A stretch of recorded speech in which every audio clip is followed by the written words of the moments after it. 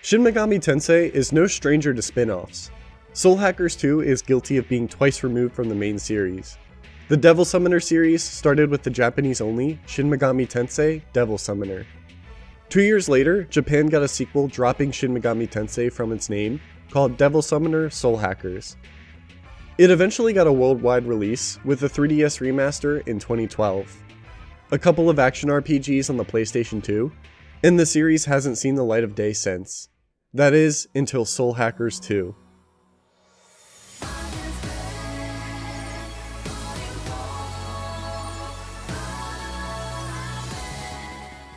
I'm sure it's obvious, but 25 years between sequels will change a lot. From new hardware, to the people working on it, to its tone and contemporary influences. The first thing that caught my eye was how different its art direction was compared to the first Soul Hackers.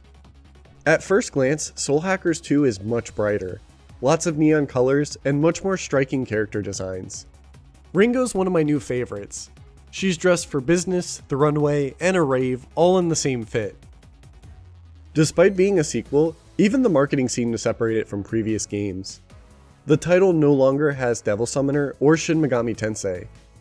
I'm sure calling it Shin Megami Tensei Devil Summoner Soul Hackers 2 wouldn't be the most inviting name to draw in new fans, especially after how long it's been since the last release. And while I don't want to think Soul Hackers 2 was directly influenced by it, we do live in a post-Persona 5 world. A game that sold so well, it put ATLUS RPGs back into the mainstream.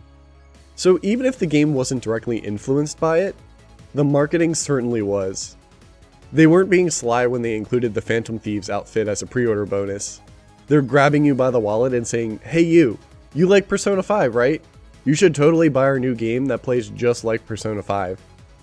It was a good idea, but it isn't going to help any of the unfair comparisons. As a big fan of Shin Megami Tensei games and their spin-offs, most of them, I went into this knowing that it might not feel like past Devil Summoner or Shin Megami Tensei games, while not wanting to compare it to our new Overlord darling Persona 5. In the middle of the 21st century, technological progress has plateaued, and the lives and societies of humanity are now defined by a slow stagnation. Aion is a conscious born from information, existing throughout time. Aion's objective is evolution. Because of humanity's stagnation, and a prediction of a catastrophic threat to humanity's future, Aion created beings mirroring a human's form in order to directly intervene with this catastrophe and protect humanity. With a very limited prediction of future events, Ringo and Fig, Aion's new anime protagonist-shaped supercomputers, are sent out to prevent the deaths of one Devil Summoner Arrow and computer engineer Ichiro Onda.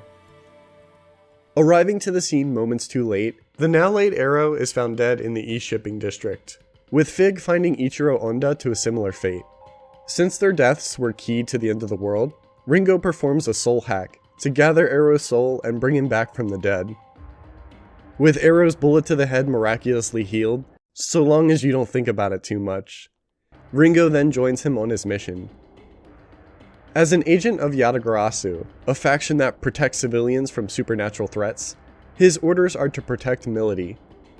Arrow's plan to protect Milady went about as well as Ringo's plan to protect Arrow, so in order to save the world, Ringo defies death once again.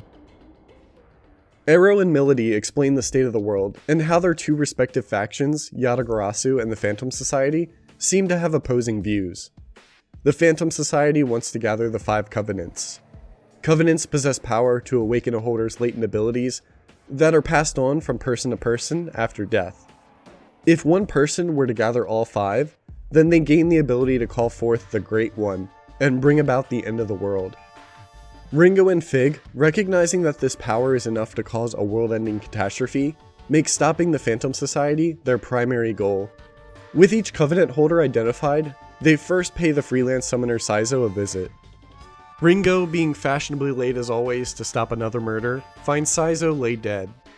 Begging for a soul hack, she puts him back together for a lead on the Phantom Society.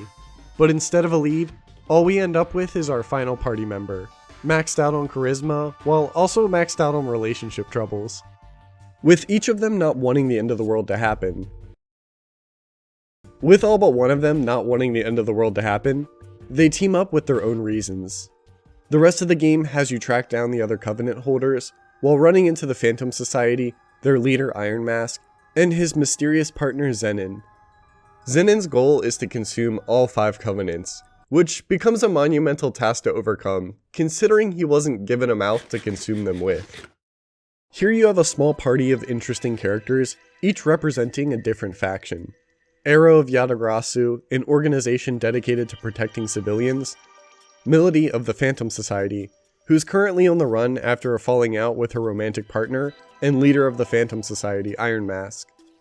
Then there's Ringo and Fig, agents of Aion who up to this point has only had a history of observation, only now getting involved in humanity's affairs. Then there's Saizo, an independent who's taking on summoner jobs for both Yatagarasu and the Phantom Society, playing a neutral but active role. You get introduced to the Covenants, their role, and learn their rules as one transfers from Melody to Fig in the opening. You get a taste of what gameplay is like exploring the East Shipping District. It gets you familiar with demon encounters. Devil Summoners are equipped with comps that allow them to communicate and summon demons that double as their weapons in combat. You have an established safe house to recover at between excursions, and neighboring districts you can visit to strengthen your party members in various ways. Up to this point, you've already been shown around every location the game has to offer, aside from the more maze-like main dungeons crawling with demons. There's a lot about this world I really like, but it's held back by some pretty bland dungeon design and simple overworld. You get this really detailed description about the state of the world through the opening text and in a loading screen of all places. Every aspect of societal growth, from cultural, economical, and technological, have all fallen stagnant. Humanity apathetically stands by while the worst parts of humanity fester. At the same time, this is a 21st century Japan, so we still have parts of society benefiting from advancements in technology and the development it's already seen up to this point. You have this basis for an interesting society, an equally interesting world, but with nothing to actually show for it. The main hubs for Shinsando, Karakucho, Mansei, and Roppo are all such an interesting vibe, with bright colorful neon lights contrasting the night sky. My favorite area, Bar Hydron, is this beautiful outdoor bar with a sakura tree blooming behind it. But these locations only span a single street at most, with only a few shops and NPCs each. The places in each district, like shops and restaurants, are a single image or a single menu. I'm American, of course I'm gonna find Japanese convenience stores interesting, so let me inside. If you're cold, they're cold. Let Ringo inside a 3D rendered konbini. The art direction is gorgeous, and the themes of societal stagnation are interesting. It's filled with a world I'd love to explore, so show me more of it. Traveling to any location on the map is simply selecting a location on the world map, and even that ends up cluttered. The safe house, city districts, the shops inside each district, and the dungeon locations all occupy the same list, and it just becomes really messy to navigate, despite how simple a process it is. The dungeon designers didn't exactly get the same message when creating locations for dungeon exploration. I do love the after hours vibe that these dark environments give off. It feels like time is standing still, or that we're operating during the hours where most normal people are asleep. This, along with the music in these areas, builds such a strong atmosphere. The East Shipping District has equal parts warm and cool lighting, with a dark and rainy atmosphere. The light rain leaves a soft fog hovering off the ground, with the city skyline visible across areas on the water.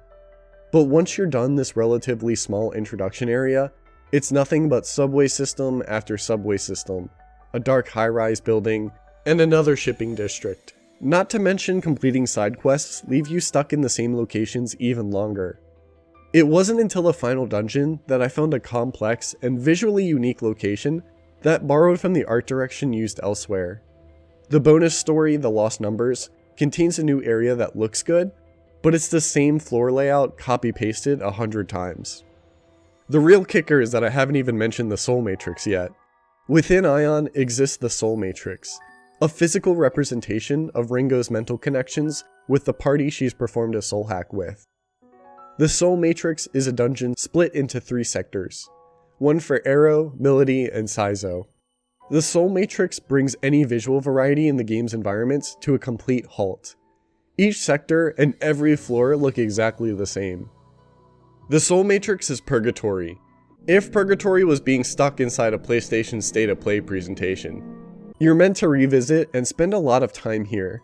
Between drab and repeated main dungeons, the mundane endless Soul Matrix, and having to revisit these areas for side quests, I was looking forward to every other part of the game. Thankfully, it didn't disappoint. One of the biggest reasons I keep coming back to ATLUS RPGs is the combat. Soul Hackers 2 puts an interesting spin on an already established system. Skills come in a variety of affinities, and each enemy will react differently. Every demon has their own weaknesses and resistances. Some will take no damage or even heal when struck with certain skills. Each game builds a mechanic based off striking an enemy's weakness. In Soul Hackers 2, that mechanic is called Sabbath. Each time you strike a weakness, you'll gain a stack. For each stack you have at the end of your turn, your demons will come out to deal damage to all enemies. The higher the stack, the higher the damage. In addition to that damage, demons can learn tandem skills that add additional effects like healing, buffs, debuffs, or extra damage.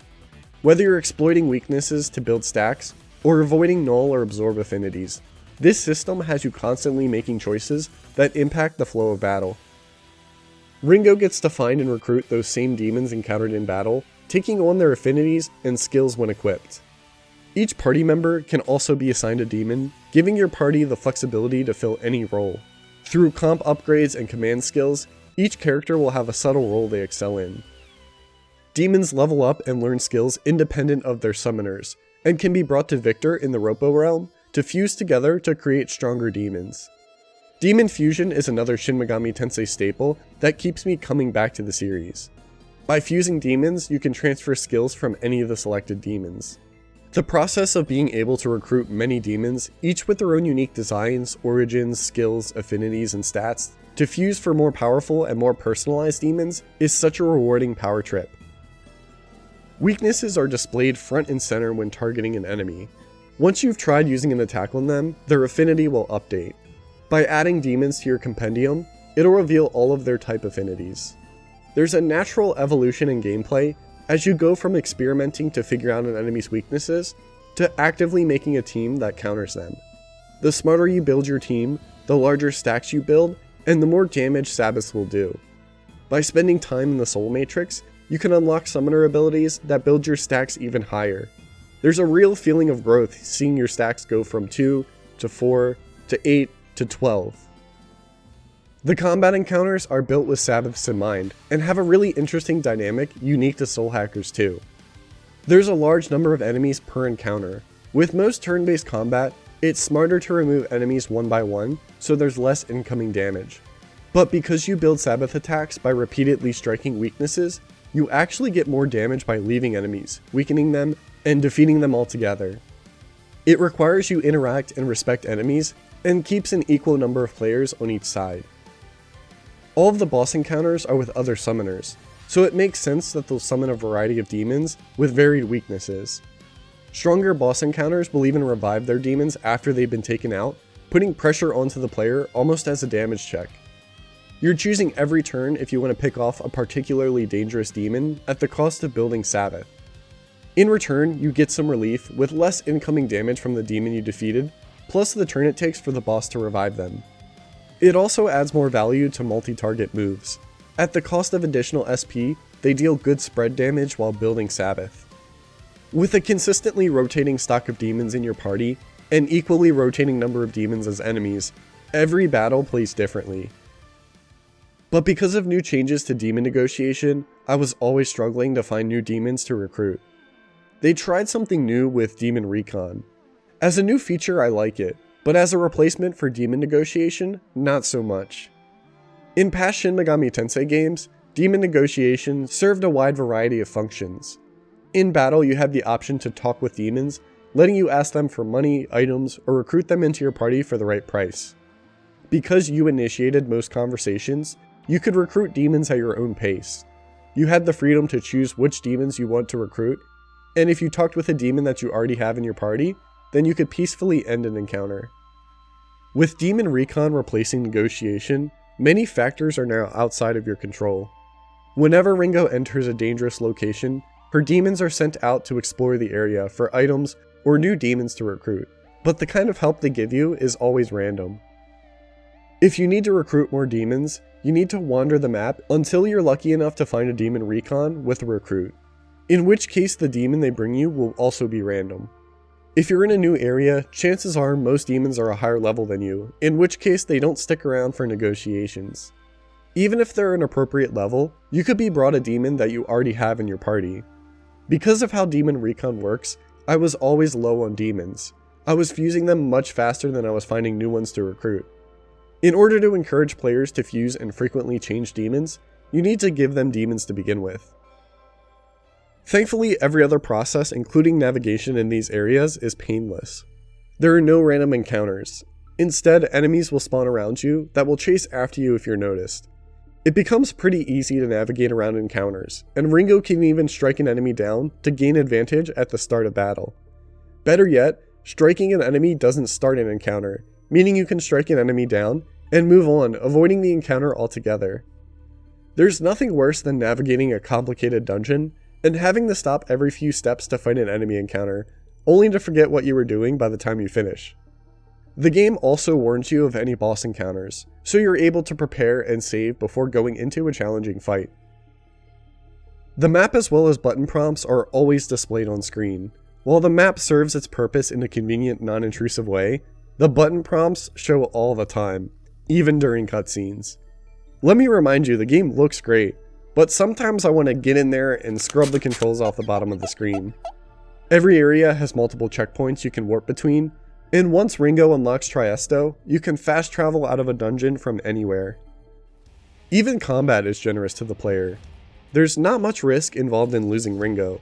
There's no game over when Ringo dies, because we still have that problem in modern games for some reason. Joker, no! If Ringo gets knocked out, or even if she falls asleep, she's still able to execute a Sabbath. Not sure how that works exactly, but it's good to know Ringo might still be good to drive when asleep at the wheel. All party members get experience whether or not they're knocked out at the end of a battle, which I personally appreciate. When you do get into the rhythm of repeating combat, you realize how fluid it is. Actions are spread out between different buttons on the controller, so performing a basic action is as simple as pressing 2 to 3 buttons, since your previous inputs are memorized. Speed up and auto attack functions make any possible grinding a breeze. I played Soul Hackers 2 on hard, and the majority of the game didn't require much grinding. ATLUS sells a booster item pack as paid DLC, so allow me a moment to complain about it. Ideally, a game should be designed with minimal grinding in mind, and Soul Hackers 2 does this, but having options to boost the amount of money, experience, and resources you receive that can be turned on and off at any time is a great thing for accessibility. Accessibility being the key word, not paid DLC. Not everyone has time for a 40+ hour RPG, so having optional tools to make the process faster would let more people easily experience more of the game. Even I wouldn't have experienced all of the endgame DLC missions on hard without using these boosts. Content that I paid for, because I wouldn't have wanted to grind to level 99 otherwise.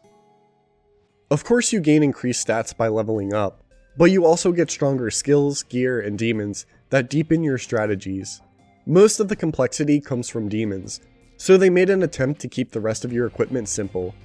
Instead of picking up and finding similar weapons with stronger stats, you keep the same comp through the entire game. You visit the comp smith in order to increase your damage and learn command skills for additional passive effects. Each character can equip a single accessory to increase your defense and boost other stats. Club Cretaceous lets you accept side quests that give you all kinds of rewards, from money, items, and gear, to cheaper shops with expanded items for sale. De La Mancha is where you buy items that even sells limited items with more powerful effects that restock after some time has passed. I really liked having a reason like this to revisit for item management and restocks. Individual items in Soul Hackers 2 have a max limit to how many you can have at one time. It makes you interact with your items more, whether that be selling them for money or using them in combat, instead of stockpiling for an emergency that never comes, or using them all at once to trivialize a fight. The last equipable items are called mystiques. Mystiques' effects can range from boosting damage dealt with a specific affinity, to skills of that affinity costing less SP. They're impactful, but way too complicated for their own good. They require multiple conditions to be met to even equip. Mystiques are given to you after a demon in your party has learned all of their available skills. Each mystique is assigned a rank, and if a party member's affinity rank is too low, then they can't equip it. You'll need to visit the compsmith to upgrade a character's affinity ranks, and each party member starts with a different rank for each affinity. To even upgrade a character's affinity rank, you need to have the right material from demon encounters. Eventually you unlock a mystique trader, but with so many mystiques with slightly different effects and ranks, sorting through the trade and equip menus was just too much. Not to mention with a max of 3 mystique slots per party member, and the fact that you're constantly swapping demons with their own set of skills, you'll need to repeat this process ad nauseum to get the most out of it. Diving deeper into the Soul Matrix will unlock additional summoner abilities for your party, but you need to build a higher soul link with each to progress through their respective sectors. By contributing to conversations, Ringo forms a stronger bond with her allies. It gives her access to additional areas, exploring their more personal memories. Ringo can also deepen her bonds by spending time hanging out at Bar Hydron. Drinking alcohol is cool, right? So seeing these characters unwind and volunteer more personal facts about themselves really lets you put a pause on the conflict and get to know these characters on a level that doesn't need to be relevant to the mission on hand. With a story as character-driven as Soul Hackers 2, spending time with these really likable characters made the experience. Ringo and Fig are dropped into this already broken world, and since they were just created, they learn real time about the hard truths that these people have been living through. And because their goal is to stop the Great One from ending the world, they discover the covenants and the conflict that attracts to them. Seeing how Aion's pure, isolated personalities become shaped by their experiences, and being with them as they figure out the truth is really interesting. Seeing Ringo and Fig have a hard time, and even fail to grasp the complications of human nature, makes them feel all the more human themselves. You're given a pretty black and white explanation of both groups, noticeably from a biased source. Yatagarasu protects civilians from supernatural threats, and the Phantom Society wants to see the world destroyed. Since Ringo was just born into this world, you need to take it at face value, especially since Arrow's the person you came to save. But it's all about perspective. Everyone has their own sense of justice. As the plot moves, you get the context to understand and critique from all sides. Even if you don't agree with Iron Mask, you're shown what kind of world breeds that kind of thought. You ideally start to understand and gain some compassion. Even the end of the world isn't seen as a catastrophe to some, but rather a new beginning. There's the importance of inheriting hope. Hope can be instilled, but the world you inherit is forced on you by factors outside of your control. There's thinking you know what's best for someone, when instead you should be working together toward a mutual path forward. Conflict breeds better understanding, and people are complicated. Conflict is a natural part of evolution. You start to engage with motivations rather than the outcomes they result in, bringing you closer to the small cast of characters involved. You, the player, are asked to make judgments once the truth has been laid out before you. So that's Soul Hackers 2. It had a disappointingly small number of locations, with some of the blandest dungeon design I've seen in a long time. I wanted to see more of the world that was only described to me. That alone would have put the nail in the coffin of enjoyment if it wasn't for everything else it did right. The stellar combat, memorable story, and lovable characters made the journey worth it. It carried over a lot of good mechanics seen from other titles in the franchise, while putting a minor but impactful spin on its combat with Sabbaths. Ringo and Fig were such interesting characters, to try to understand and overcome the same hardships and despairs of the world alongside everyone else. To understand that conflict is a natural part of evolution was such a powerful message to see in action. It's a sad story and even a sad conclusion to draw. Nobody wants conflict. By attaching a positive message to the inevitability of conflict, made for a truly impactful experience.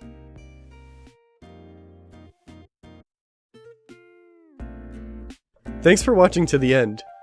Consider subscribing to the channel for more videos like this, and subscribe to the second channel for live stream uploads. I live stream on Twitch, and I also have a Discord. If you really like my content, please consider sending a tip on Ko-fi. All tips go back into my content by purchasing games for future videos or live streams. Links to all of these platforms can be found in the description below.